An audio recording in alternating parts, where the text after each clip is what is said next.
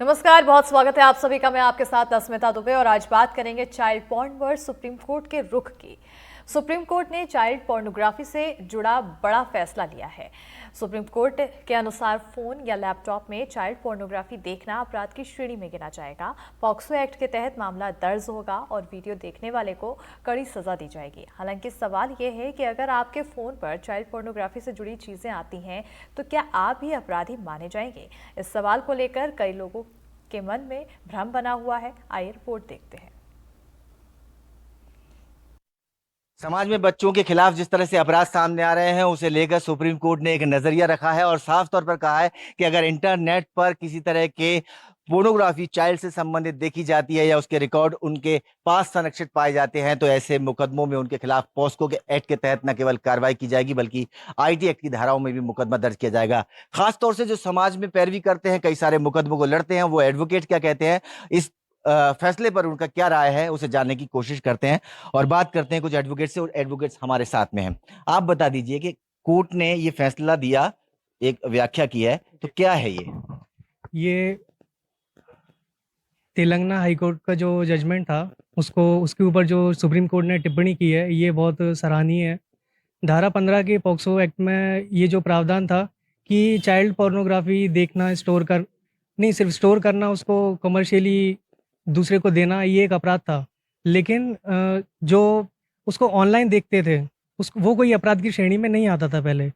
तो इस जो जजमेंट आया है, 200 पेज का ये जजमेंट है, 78वें पेज पर इसमें एक शब्द दिया है कंस्ट्रक्टिव पोजेशन, जिसका अर्थ ये है कि अगर किसी व्यक्ति, कोई भी व्यक्ति अगर कोई चाइल्ड पोर्नोग्राफी देखता है, ऑनलाइन देखता है, तो वो कंस्ट्रक्टिव पोजेशन की कैटेगरी में आता है, जिसको पॉक्सो एक्ट के अंदर भी अब अपराध माना जाएगा।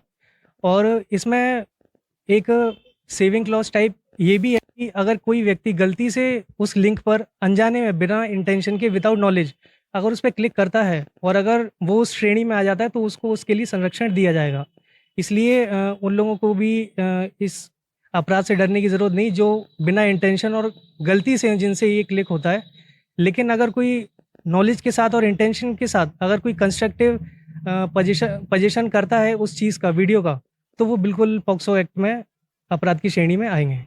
बहुत अच्छे से डिस्क्राइब किया आपने पूरे मुकदमे को। अगर हम आपसे समझने की कोशिश करें तो आप ये बता दीजिए कि क्या ये कंटेंट जो चाइल्ड पोर्नोग्राफी है उसको देखना ही अपराध है या इस तरह की और जो चीजें हम देखते हैं वो भी कहीं ना कहीं दायरे में आनी चाहिए? अभी जैसे कि मेरे साथी वकील ने बताया कि अभी तक ये था कि लोग देखते थे बट इसका स्टोरेज को लेके कुछ नहीं था। अनटिल एंड अनलेस अगर आप कोई चीज़ को स्टोर नहीं कर रहे और आप सिर्फ देख रहे हो तो वो पीनलाइज नहीं था। बट जो सुप्रीम कोर्ट का जो जजमेंट है, जिसने मद्रास हाई कोर्ट को ओवररूल करते हुए कहा है कि सिर्फ अगर आपके पास कोई लिंक आ रही है, आप उसको देख रहे हो, आपका ये बोलना कि मेरे पोजेशन में वो चीज़ नहीं है, मेरे में स्टोरेज नहीं है, बस मैं देख रहा था, तो वो भी अब पीनलाइज है। इसके लिए सुप्रीम कोर्ट ने कंस्ट्रक्टिव पोजेशन की बात की गई है, जिसमें सिर्फ इतना नहीं कि आपके पास सिर्फ उसका पोजेशन नहीं चाहिए, अगर आपने उसको स्टोर भी कर रखा है, आप उसको देख भी रहे हो, ट्रांसमिट नहीं भी कर रहे, ये नहीं कि आपने अपने दोस्त को भेजा, आप नहीं भी भेज रहे अपने दोस्त को, बट अगर वो आप स्टोर करते हो, कंस्ट्रक्टिव पोजेशन है उस पोर्नोग्राफी कंटेंट का जो कि एक्सप्लिसिट है, जो हम समाज में नहीं देखेंगे, तो अगर आप इस तरीके की किसी भी गतिविधि में पाए जाते हैं तो इसको लेके बिल्कुल पिनलाइज किया गया है आईटी एक्ट में भी, और जो सेक्शन 15 पॉक्सो है उसमें भी, दोनों में ही इसको लेके बात की गई है कि अब आप इस चीज़ से नहीं बच सकते कि मैं सिर्फ देख रहा था बट मैंने किसी को भेजा नहीं, ये मेरा एक निजी रूप से मेरी एक एक्टिविटी थी, तो आप इसको एस्केप नहीं कर सकते, आपको उसके कॉन्सिक्वेंसेस भुगतने होंगे, उसके जो रेप्लिकेशंस हैं उसको आपको बियर करना होगा। हम आपसे पूछे कि सुप्रीम कोर्ट ने जो कुछ कहा उससे कितना इत्तेफाक रखते हैं एज ए कानूनी विद होने के नाते? सबसे पहले तो मैं सुप्रीम कोर्ट का, माननीय सुप्रीम कोर्ट का स्वागत करता हूं कि उन्होंने इतना अच्छा जजमेंट दिया है, क्योंकि ये कहीं ना कहीं बहुत इम्पोर्टेंट जजमेंट में से एक होगा, क्योंकि ये हमारे आगे की भविष्य की दिशा और दशा तय करेगा, ऐसा जजमेंट है। क्योंकि इससे कोमल रूप से जो बच्चे रहते हैं उनके मन पर काफ़ी प्रभाव पड़ता है इस तरह के कंटेंट से। तो ये कहीं ना कहीं हमारे लिए बहुत अच्छा जजमेंट रहेगा और आने वाले भविष्य में इसके अलग आयाम दिखेंगे। आप एक बात बता दीजिए कि क्या साइकोलॉजिकल इन कंटेंट को देखने से हमारी साइकोलॉजी चेंज होती है? बिल्कुल होती है। साइकोलॉजी चेंज देखने से हम उसको ऑब्जर्व करते हैं और कल हम उसको एक्शन में प्रैक्टिकल करते हैं। तो मैं रिस्पेक्टेड सुप्रीम कोर्ट की इस जजमेंट की रिस्पेक्ट करती हूँ और मैं बहुत खुश हूँ कि आगे आने वाली पीढ़ी इस एक्ट से, इस सेक्सुअल उससे दूर रहेगी। अब ये आप बता दीजिए कि क्या आपको लगता है कि सुप्रीम कोर्ट के इस डिसीजन के बाद में समाज में से हम बच्चों के खिलाफ होने वाले अपराधों को कम कर पाएंगे? जी, बिल्कुल कम कर पाएँगे। सुप्रीम कोर्ट ने जो जजमेंट दिया है कि जो अभी जो बच्चे सेक्शन 15 के अंदर अगर वो स्टोर कर रहे हैं कोई पोर्नोग्राफ़ी या फिर उसको ट्रांसमिट कर रहे हैं या फिर शेयर कर रहे हैं, ये भी अब है ना सेक्शन 15 के अंदर पेनलाइज़ होगा। और ये जो जजमेंट आया है जो चाइल्ड को लेके, तो इसमें ये बहुत सही है क्योंकि अगर बच्चे जो अभी से पोर्नोग्राफ़ी देखना शुरू करते हैं, तो उसकी वजह से उनका ना क्रिमिनल इंटेंशन भी बढ़ जाता है और वो बहुत ज़्यादा क्रिमिनल एक्ट्स करने लगते हैं। उसको है ना, जैसे कि एक निर्भया केस आया था 2014 में, जिसमें एक माइनर था जिसने जो रेप कमिट किया था, क्योंकि वो ऐसे उसने कुछ एक्ट्स देखे होंगे, उसके बाद ही उसने ये सब रेप कमिट किया होगा। तो ये बहुत गलत चीज़ है। मैं ये कहना चाहती हूँ कि ये जो साइट्स हैं ये बैन होनी चाहिए। चाइल्ड पोर्नोग्राफी से रिलेटेड जो एडल्ट्स देखते हैं या फिर चाइल्ड देखते हैं, वो किसी के लिए भी नहीं होनी चाहिए। सारी साइट्स बैन हो जानी चाहिए, जिससे कि है ना चाइल्ड का क्रिमिनल इंटेंशन, जो क्रिमिनल बिहेवियर है वो उससे उत्पन्न नहीं होगा। आपने कहा कि सारे कंटेंट बंद होने चाहिए। हम आपसे भी पूछना चाहेंगे कि सारा के सारा समाज यही चाहता है कि बच्चों के प्रति जो अपराध बढ़ रहे हैं या इस तरह के जो महिलाओं के प्रति अपराध बढ़ रहे हैं, उन पर कैसे अंकुश लगाया जाए। तो क्या ये इस तरह के डिसीजन काम आएंगे? क्या जो ये बात कह रही हैं कि सारे के सारे साइट जो एडल्ट साइट हैं उन पर बंद कर दिया जाए, बैन लगा दिया जाए? बिल्कुल, जैसा कि मेरी साथी वकील ने बताया कि सुप्रीम कोर्ट के जो ऐसे माननीय सुप्रीम कोर्ट के जो ऐसे निर्णय हैं, जो ऐसी चीज़ों को पेनलाइज़ करने के लिए आगे आ रहे हैं, वो बहुत ही काम करेंगे ऐसी एक्टिविटीज़ को रोकने के लिए। क्योंकि अगर हम आपसे चलते चलते एक आखिरी सवाल पूछें और सबसे पूछेंगे, तो आप एक एक करके जवाब दे दीजिए कि इस तरह की जो साइकोलॉजी चेंज होती है, उस तरह के जो कंटेंट हैं, क्या आप पूरी ताकत के साथ उनका विरोध करते हैं? जी, बिल्कुल, मैं इनका विरोध करती हूँ और मैं ये भी चाहती हूँ कि जो गवर्नमेंट अपनी ऑब्लिगेशन लगाए कि है ना, बच्चों के प्रति उसका जो सेक्स एजुकेशन है वो बढ़ाए, क्रिएट करे, अवेयरनेस बढ़ाए जनरल पब्लिक में, जिससे उनको पता चले उनके कौन-कौन से हक हैं, उनके कौन-कौन से राइट्स और वो सब हैं, जिससे बच्चे ये इंटेंशन जो क्रिमिनल एक्ट है वो ना करें। तो इन सब में ये बैन होना चाहिए। आपका क्या ओपिनियन है? मेरा भी यही सेम ओपिनियन है जो मैम ने बताया। जैसे कि इन्होंने बताया 2014 में जो इंसिडेंट हुआ था, क्रिमिनल इंसिडेंट, उसमें जो मेन रोल था वो माइनर का ही था, क्योंकि माइनर को बहुत अच्छे से पता था कि कैसे एक्ट करते हैं और किस एक्ट के करने के बाद में क्या होगा, तो उसने मेन रोल प्ले किया था। अभी देखने के बाद में कुछ लोग बच्चे देख नहीं पाते हैं, तो जो देख रहा है वो उनको प्रैक्टिकल करके बता रहा है। तो ये है कि अगर बताना है बच्चों को तो ये बताएं कि प्राइवेट पार्ट क्या होता है, उसको कैसे सेफ रखना है, कैसे हमें किसी से अपने आप को सेफ रखना है जी, मैं ना? अपने सभी अधिवक्ता साथियों के बयान से बिल्कुल सहमत हूँ। बढ़ना एजुकेशन बिल्कुल, बिल्कुल। सरकार को इस ओर कदम एक बढ़ाना चाहिए। बच्चों के लिए काफ़ी अवसर खोलने चाहिए। सेक्स एजुकेशन पे जोर देना चाहिए सरकार को। बिल्कुल देना चाहिए और मुझे लगता है स्कूल को बहुत ऐसे इंपॉर्टेंट रोल प्ले कर सकता है। वो सेक्स एजुकेशन को लेके एक अवेयरनेस कैंप लगा सकता है, एक मुहिम चला सकते हैं, जिससे बच्चों को ज्ञान हो गुड टच, बैड टच के बारे में। और जो हमारी ये रूढ़िवादी सोच है कि बच्चों को ये चीज़ पता ना चल जाए, और जो इस तरीके का मानसिक जो अब स्थिति हमारी रही है, उसको तोड़ते हुए एक अवेयरनेस को लेके हम आगे जाके आगे जाएंगे, अवेयरनेस को लेके हम बच्चों को सेक्स एजुकेशन प्रोवाइड कर सकते हैं।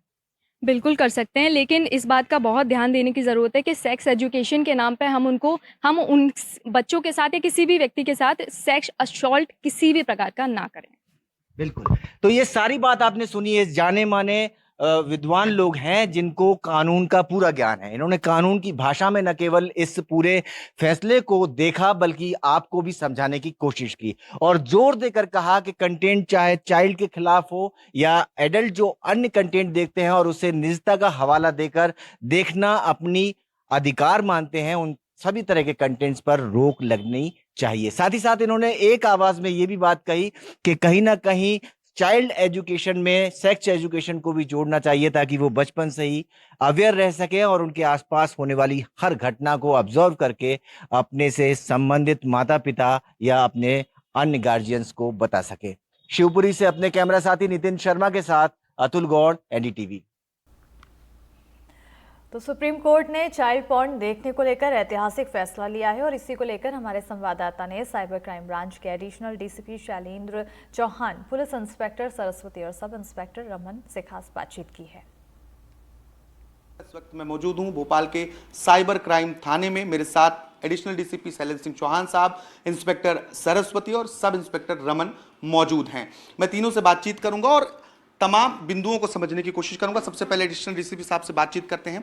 सर, कितना गंभीर से मानते हैं और आज के समय में जब इंटरनेट और सोशल मीडिया का तेजी से इस्तेमाल बढ़ा है, क्या पुलिस के लिए चुनौतियां भी उसी तेजी से बढ़ी हैं? मेरा ये मानना है कि पहले जब ये जहाँ तक पोर्नोग्राफी की बात हुई, अश्लीलता की बात हुई, तो पहले सीडी के माध्यम से सब चलती तो पुलिस के लिए बहुत आसान होता था। जब से इंटरनेट या मोबाइल का ज़माना है, सोशल मीडिया पर इस तरह कंटेंट आने शुरू हैं, तब से बहुत ही कठिन हो गया है कि इस कंटेंट को रोक पाना। परंतु ये हमारी सबसे पहले परिवार की जिम्मेदारी है, स्कूल की जिम्मेदारी है, बाद में प्रवर्तन एजेंसियों की जिम्मेदारी सूचना आने पे कार्रवाई करें। क्योंकि बच्चा जो कंटेंट देख रहा है, पहली बात तो उस कंटेंट से हमको तय करना देखना है कि बच्चा उस कंटेंट तक कैसे पहुंच रहा है, कंटेंट तक ना पहुंचे, और दूसरा बच्चों तक वो कंटेंट कहाँ से आ रहे हैं उनको हमको रोकना। तो ये हमारा इस जिम्मेदारी में हमारा शामिल रहेगा। जहाँ तक कानून की बात है, हम लोग इसमें IPC, पॉक्सो एक्ट और IT एक्ट में तीनों में कार्रवाई करते हैं और काफ़ी संवेदनशीलता के साथ कार्रवाई करते हैं। और इसमें तीनों चीज़ें हमारा कहना चाहिए कि एक तरह से इन्वेस्टिगेशन भी शामिल रहता है और उसके अलावा हम अवेयरनेस का काम भी कर रहे हैं ताकि हम इस जिम्मेदारी को पूरा कर सकें। मेरे साथ इंस्पेक्टर सरस्वती भी मौजूद हैं और महिला बच्चों से जुड़े हुए जो अपराध हैं उन अपराधों की इन्वेस्टिगेशन सरस्वती करती हैं और मैं बातचीत करने की कोशिश करता हूं। मैम, इस तरीके के अपराधों को रोका जाए जो बच्चों के प्रति या फिर चाइल्ड पॉर्न देखने से कई बार जो आरोपी हैं वो से प्रभावित होते हैं, प्रेरित होते हैं। जब आप लोग जांच पड़ताल करती हैं तो क्या सामने आता है और अगर इस पर नियंत्रण लगाया जाता है तो क्या ऐसे अपराधों में कमी आ सकती है? देखिए, हमारे पास जब भी इस तरह का कोई केस रजिस्टर्ड होता है तो हमारा पहला जो काम है वो बच्चे या महिला के साथ सेंसिटिवली बिहेव करने का है और प्रॉपर तरीके से काउंसलिंग कराना कि क्योंकि बच्चा है वो क्या कह रहा है और क्या कहना चाह रहा है, इसको समझना बहुत आवश्यक है। इसके लिए हमें बच्चों को बहुत अच्छे से ट्रीट करना होगा। तो इस चीज़ पे एक सामाजिक तौर पे हमारा एक दायित्व बनना चाहिए कि हम इसको रोकने का प्रयास करें और ये चीज़ लोगों को समझाएं और ये कानूनी तौर पे इस चीज़ के अवेयरनेस बढ़ाना ज़रूरी है कि पॉर्न साइट देखना, उसको शेयर करना, वो कंटेंट आपके मोबाइल में रखना अपराध है। इसके लिए हमें काम करना होगा।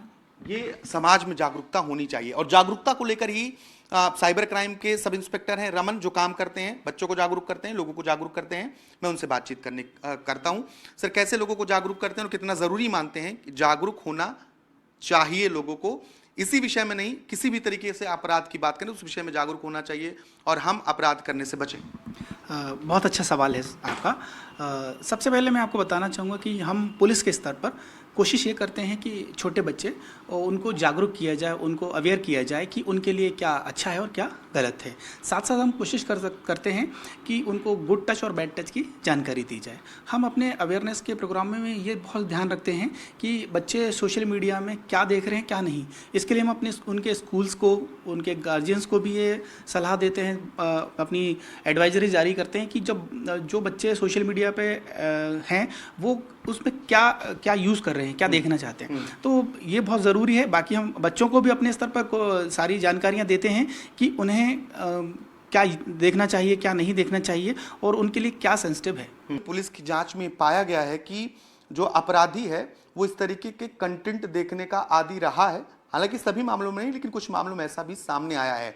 अगर बचपन से ही अपने बच्चे को या किसी युवक को जागरूक किया जाता है, उसे बताया जाता है, चीज़ों को समझाया जाता है, तो ये संभावनाएं कम बनती हैं कि वो आगे चलकर आपराधिक प्रवृत्ति का व्यक्ति होगा और इस तरीके की वारदात को अंजाम देगा।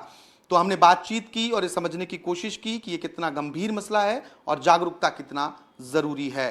भोपाल से सहयोगी कैमरा पर्सन अभिषेक सिंह के साथ आकाश द्विवेदी, NDTV। चाइल्ड पोर्नोग्राफी पे सुप्रीम कोर्ट का एक ऐतिहासिक फैसला आया है और उस फैसले के अनुसार अब चाइल्ड पोर्नोग्राफी से जुड़ा कोई मटेरियल शेयर करना या उसका प्रसार करना ही नहीं बल्कि उसको डाउनलोड करना और अपने पास रखना भी और देखना भी अपराध की श्रेणी में आया है। इस निर्णय का इस बच्चों पर क्या प्रभाव पड़ना है, किस तरह से प्रभाव पड़ेगा और बच्चे इस तरह से कि अगर कभी ऐसा कुछ मामला होता है तो उससे किससे कैसे दो चार होते हैं और इस जो नया नियम है, जो नया कानून इसके लिए बनेगा कि अपराध की श्रेणी में आएगा, उससे कैसे अवेयर किया जा सकता है। इस पर बातचीत करने के लिए हमारे साथ स्कूल के टीचर्स हैं जो अपना ज़्यादातर समय बच्चों के साथ ही बिताते हैं। वो किस तरह से इसको देखते हैं, वो जानने की कोशिश करते हैं। हमारे साथ ममता जी हैं, ममता शुक्ला जी, जो सिर्फ न कि टीचर या फिर शिक्षा से जुड़ी हैं बल्कि चाइल्ड साइकोलॉजिस्ट भी हैं। ममता जी, स्वागत है। नमस्कार। किस तरह से देखती हैं आप इसको, ये जो नया एक बना है? मुझे ऐसा लग रहा है कि बड़ा अच्छा कदम है, बहुत अच्छा निर्णय है, क्योंकि बच्चों पर ध्यान किसी का नहीं जाता, जबकि बच्चों से ही ये समस्या शुरू होती है। तो बच्चों की सुरक्षा ज़रूरी है, और जब तक इस तरह के कठोर नियम नहीं बनेंगे तब तक उनकी सुरक्षा में संदिग्धी रहेगी। और कैसे होता है कि जब आप खराब मटेरियल देखते हो, उस पर आप संज्ञान करते हो, देखते हो, ध्यान करते हो, डाउनलोड करते हो, तब आपकी प्रवृत्ति बनती है, और प्रवृत्ति बनती है तब आपका वैसा एक्शन होता है। तो मेरे हिसाब से सबसे पहले उससे दूरी होना जरूरी है जो आपको उस तरफ ले जाते हैं। तो इससे बच्चों को तो बहुत फायदा होगा, और पेरेंट्स को, टीचर्स को और बच्चों को, पूरी सोसाइटी को इसको जानना इसलिए जरूरी है क्योंकि लापरवाही हो सकता है कहीं वहीं से शुरू हो, वहीं से लापरवाही शुरू हो कि हमने उनकी फोटो तो वीडियो में बिना जाने समझे अपने व्हाट्सएप पेज में डाल दी या फेसबुक में डाल दी। उसका क्या दुरुपयोग हो रहा है, या वही बच्चा बाद में अपनी फोटो को देख रहा है जो कि बचपने के हिसाब से शायद ठीक थी, पर बड़े हो गए तो वो शायद उतनी अच्छी नहीं मानी जाएगी, और उसके ऊपर उसकी मानसिकता पर उसका क्या प्रभाव पड़ेगा। मुझे लगता है ये जो निर्णय लिया गया है ये बहुत अच्छा है, और पर लेकिन इसमें बहुत जागरूकता आने की जरूरत है। एक बड़ी जिम्मेवारी वाली बात ममता जी ने कही है, उस पर और भी बात करें कि वो फोटो या वो वीडियो जो हम खुद शेयर कर देते हैं अपने बच्चों के, घर परिवार के बच्चों के, और वो शायद चाइल्ड पोर्नोग्राफी के दायरे में भी आती हैं, लेकिन हम प्यार या मोहब्बत में शेयर कर देते हैं, और उसका क्या असर, किस तरह से उसका उपयोग होता है, ये भी बड़ी एक जिम्मेवारी वाली बात है। इस पर भी ध्यान देना चाहिए।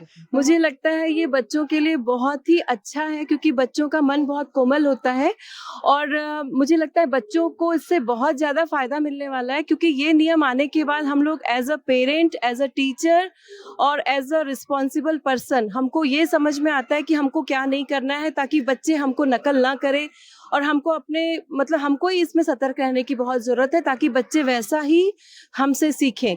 अगर हम लोग ऐसा कुछ कर रहे होंगे तो जाहिर सी बात है वो बच्चों तक भी पहुंचेगा। इसीलिए मुझे लगता है ये नियम बच्चों के लिए बहुत ही बच्चों की सुरक्षा को लेके भी बहुत अच्छा है, और इससे उनके मानसिक विकास में भी ये बहुत ही पॉजिटिव इम्पैक्ट होगा इस नियम का, क्योंकि हम लोग एज अ पेरेंट ही हमको इस सारी चीज़ों से बचना है। कि बहुत सारे पेरेंट होते हैं जो इस चीज़ को बहुत लाइटली लेते हैं, पर जब बच्चा बड़ा होता है, वो अगर बचपन से ये सब देखता आ रहा है और बच्चा बड़ा हो रहा है, तो उसमें बहुत सारी आपराधिक प्रवृत्तियां भी उत्पन्न हो सकती है। अगर बचपन से ही उसको ऐसा माहौल ना मिले और ये सारी चीज़ उससे दूर रखी जाए, तो मुझे लगता है कि वो बहुत ही पॉजिटिव एटमॉस्फेयर में बड़ा होगा, और उसको ये सब चीज़ की नीड किसी अपराध के लिए नहीं लगेगी। ये जो नया कानून आया है मेरे हिसाब से तो बहुत अच्छा है बच्चों के लिए। सबसे पहले तो जो बच्चे इसमें इन्वॉल्व होते हैं, जो बच्चों को इन्वॉल्व किया जाता है इसमें, उनके मन पे भी ये गहरा घाव छोड़ देता है। और सबसे बड़ी बात तो ये है कि जब जो छोटे छोटे बच्चे हैं, एज अ पेरेंट हमें उनके पास मोबाइल नहीं छोड़ना चाहिए, क्योंकि हमें नहीं पता रहता कि बच्चे क्या देख रहे हैं। तो सबसे पहले एज अ सोसाइटी भी हम यही बोलेंगे कि बच्चों के पास ऐसे मोबाइल्स हम लोगों को नहीं देने चाहिए। ये कानून बहुत अच्छा है, मतलब इसको ये आगे अगर इसके ऊपर अगर बहुत ज्यादा ध्यान दिया जाए, मतलब इसको फॉलो किया जाए, ये नहीं कि बन के ये भूल गए। हम बहुत सारी चीजें होती है बन के भूल जाते हैं। हाँ, लेकिन बिल्कुल इसका इम्प्लीमेंट होना जरूरी है। और इसके ऊपर क्या, सबसे पहले आपको पेरेंट को जागरूक करना पड़ेगा, पेरेंट को जागरूक होना पड़ेगा, क्योंकि उन्हीं से ये सब चीजें जाती। मोबाइल किसके हाथ से जाता है? पेरेंट के हाथ से बच्चों के पास जाता है। तो उनको ये कि कोई बच्चा खाता नहीं है तो मोबाइल दे दिया, धीरे धीरे वो खोल के वो बच्चा किस ओर चला जाता है। पहले तो वो छोटा है, फिर धीरे धीरे जब बड़ा होता है तो वो उसकी हैबिट में हो जाता है। वो पॉस्को एक्ट जो आया है वो बहुत अच्छा है कि इससे के दायरे में इसको ले आया है। इसको एक्ट है पहले से, और इसके दायरे में लेके आए हैं, तो बच्चों के लिए है मतलब पेरेंट्स जो हैं वो समझें इस चीज़ को, और स्कूल भी तो समझता ही है। हम लोग जो स्कूल में सबसे पहले उन लोगों को गुड टच बैड टच की मूवीज दिखाते हैं, उससे उनको समझ में आता है। और इस बार तो हम लोग प्रैक्टिकली कर रहे हैं उस चीज़ को, उससे जल्दी समझ में आता है। बच्चों को मूवी देखने से बच्चा सोचता है कि कार्टून चल रहा है, लेकिन जब हम प्रैक्टिकली उनके साथ किए हैं, टीचर्स के साथ किए हैं और उनको बताए हैं, उससे उनको बहुत इफेक्ट पड़ा है। उससे वो चीज़ समझ पाए हैं कि गुड टच क्या होता है और बैड टच क्या होता है, और कहाँ ध्यान देना चाहिए, कहाँ नहीं देना चाहिए। हमने उन्हें ये भी बताया है कि अगर ऐसा कुछ होता है तो आप पेरेंट्स को बताएं, ना सुने तो टीचर को बताएं, जो आपके सबसे ज़्यादा क्लोज हो आपकी मम्मा को बताएं।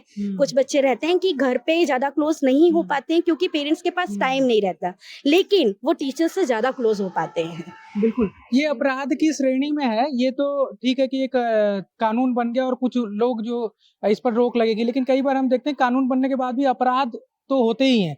बच्चों में वो प्रवृत्ति आए कि ये गलत हो रहा है, उसको वो जान भी पाएं।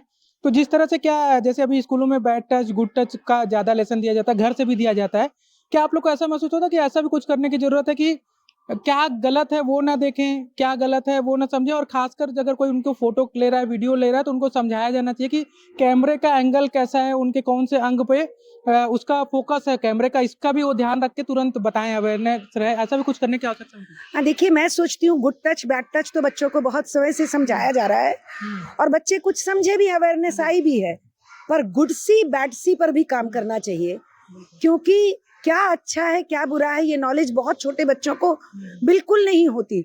हमें उन्हें समझाने की जरूरत है कि आपको क्या देखना है क्या नहीं देखना, और बड़े बच्चों को भी ये बताने की जरूरत ही है राइट और रॉन्ग का सेंस। आप क्या देखो क्या नहीं देखो, जब आपको जो नहीं करना है वो गलत है ये पता चलेगा तो आप वो नहीं करोगे। जब आपको ये लग रहा है दोनों में क्या फर्क है, कोई फर्क नहीं है, बिला वजह मुझे रोका जा रहा है, तो आप उस तरफ आपका दिमाग जाएगा। पर ये कारण है, इससे आपकी संगति बिगड़ेगी, प्रवृत्ति बिगड़ेगी, इससे आपके अंदर ये भावनाएं बढ़ेंगी जिससे आप ये अपराध करोगे, ये बताया जाएगा। तो गुड सी और बैड सी का डिफरेंस उनको पता चलेगा। तो वही एजुकेशन और अवेयरनेस बहुत जरूरी है। मैम, आपके पास नहीं पाए थे, क्या नाम है आपका? मेघा कापरे। आप किस तरह से देखने को क्या करने की जरूरत है मेन इसको? ठीक है, ये तो नियम स्वाभाविक से आता है, अच्छा ही है, लेकिन करने की क्या जरूरत है सोसाइटी में? सोसाइटी में ये जरूरत है सर कि अलर्टनेस, टीचर्स का भी और पेरेंट्स का भी।